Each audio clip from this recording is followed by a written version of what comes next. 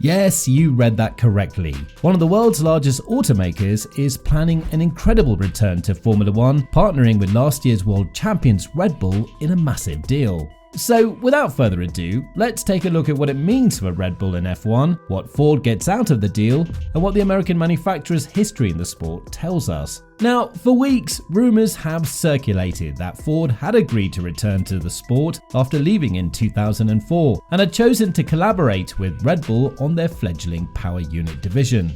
Following Honda's exit from the sport at the end of the 2021 season, Red Bull established their own engine division, with a Japanese manufacturer providing assistance until the 2026 season. However, Red Bull Powertrain now has another major partner behind them, with a partnership with Ford finally confirmed at their 2023 car livery launch. It's fantastic to be welcoming Ford back into Formula One through this partnership, Red Bull team principal Christian Horner said. As an independent engine manufacturer, to have the ability to benefit from an OEM's experience like Ford puts us in good stead against the competition. They're a manufacturer rich in motoring history that spans generations, from Jim Clark to Ayrton Senna and Michael Schumacher. The lineage speaks for itself. For us, as Red Bull Powertrains, to open the next chapter of that dynasty as Red Bull Ford is tremendously exciting. Ford President and CEO Jim Farley also expressed his excitement, saying, "Ford's return to Formula One with Red Bull Racing is all about where we're going as a company, increasingly electric, software-defined, modern vehicles and experiences. F1 will be an incredibly cost-effective platform to innovate, share ideas and technologies, and engage with tens of millions of new customers." Now, Ford was inspired to find a way onto the grid by F1's growing popularity in the United States, as well as the increased electrification of its engines, which will have a near 50% electrical component by 2026, when the Red Bull Ford engine debuts. Its process began more than 2 years ago, and Ford Performance Director Mark Rushbrook stated that the company studied all options for a return, but only wanted to do so strategically. Only when the Red Bull talks began in the second half of 2022 did a clear preference emerge. The agreement, which will supply both Red Bull Racing and AlphaTauri until at least the end of 2030, surfaced as Ford's preferred option because it presented a unique opportunity. Red Bull's decision to become an engine manufacturer was prompted by Honda's decision to exit F1, making it the only non-automotive company preparing for the 2026 regulations. This gave Ford the opportunity to collaborate with an organization that is already equipped to build an F1 engine, but it's not a rival manufacturer. It definitely is right to partner with somebody like Red Bull Powertrains because they're not a rival auto manufacturer, said Rushbrook. That wouldn't have felt right or appropriate to partner with another auto manufacturer together on a power unit. There certainly were some opportunities to do that, but that wasn't the right way for us. Now, Red Bull Powertrains will be the foundation of the initiative, according to Rushbrook, which will culminate in engines registered as Red Bull Ford, though Ford Performance employees will reportedly be involved as well. It was always Red Bull's condition that any manufacturer alliance with a 2026 project allowed it to retain effective control, whether from an ownership or technical standpoint. Remember, Porsche's desire to buy a stake in the organization was what caused the German manufacturer's bid to partner Red Bull to fall apart last year. Red Bull's work on its newest facility at Milton Keynes campus put it in a good position to produce an internal combustion engine for the first time, though it welcomed assistance in particular on the hybrid side. Ford stated that it will be most involved in this area because it has expertise to offer, but also wants to gain knowledge for its $50 billion investment in electric vehicles. The initial areas that have been identified where we're working are certainly in the battery cell technology, in the electric motor itself, the control software, both in the fundamental software as well as to optimize the performance, and the analytics within the power unit itself, Rushbrook said.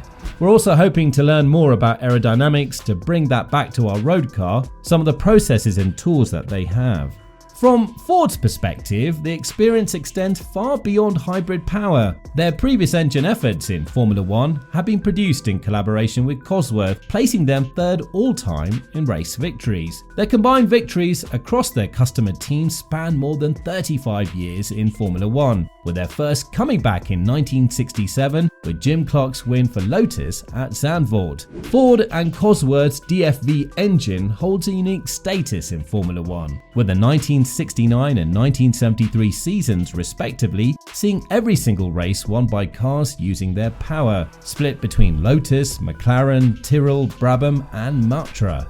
The last victory for the Ford-Cosworth alliance came in 2003, when Giancarlo Fisichella won for Jordan at Interlagos before Ford left the sport by selling the Jaguar team to Red Bull in 2004.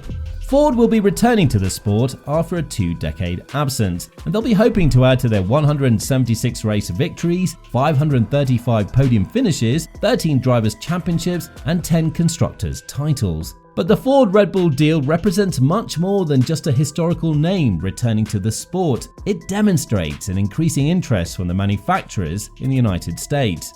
And it also draws an interesting parallel with another major American automaker's attempt to enter the sport.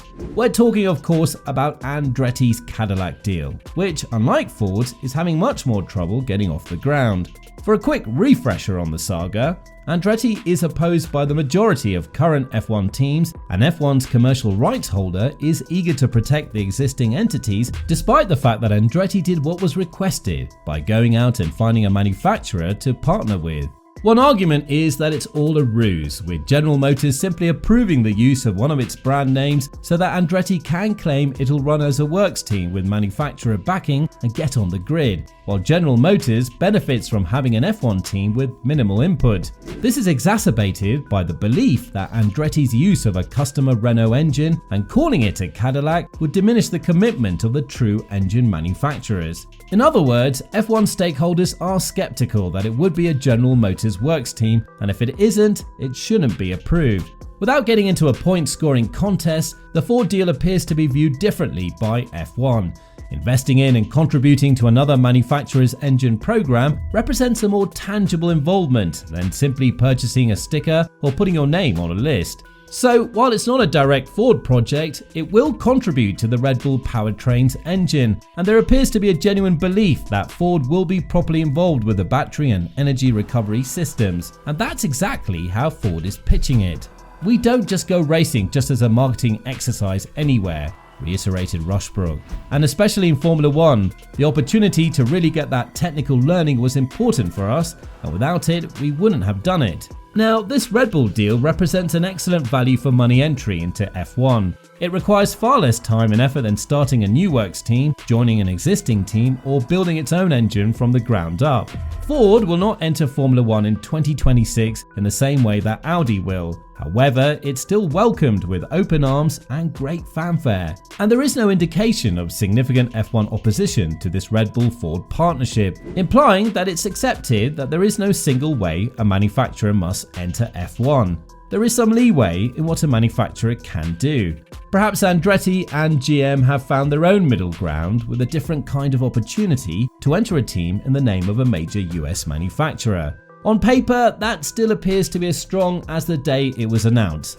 So, if F1 and the FIA are both genuinely interested in expanding the grid for the right team, Ford's not quite full works program should persuade Andretti that all it really needs to do is make a compelling case that Cadillac General Motors support goes beyond a badging deal. It would be a shame if the answer to the opposition to Andretti was as simple as no outsiders are welcome, even if the desire to be cautious and protect the existing entries is completely justified. But if Andretti makes a strong enough case, it's difficult to see how one manufacturer, which may only be contributing a small amount to an engine program, can have the red carpet rolled out, while another, which may be supporting an entire team, can have the rug pulled out from under it. So, what do you guys think about the Ford-Red Bull partnership? Will it be successful? Give us your opinions in the comments down below.